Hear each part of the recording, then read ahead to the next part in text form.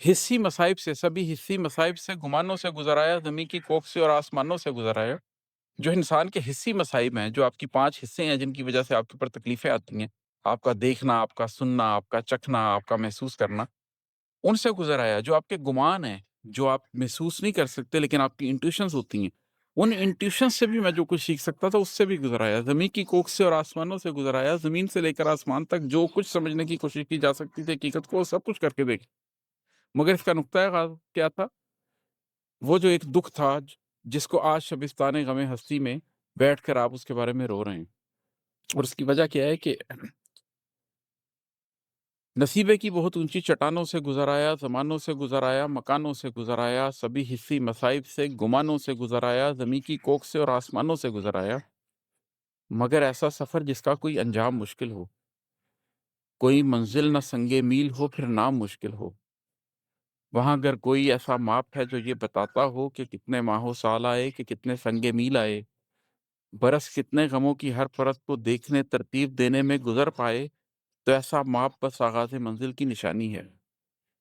मगर ये जो मैंने आपके सामने पूरा बयान किया है, गम जाना का सफ़र, फिर गम दोरा का सफ़र, फिर शऊर ज़ात का सफ़र, फिर नूर का सफ़र, फिर हकीकत के पर्दे चाक करने का सफ़र।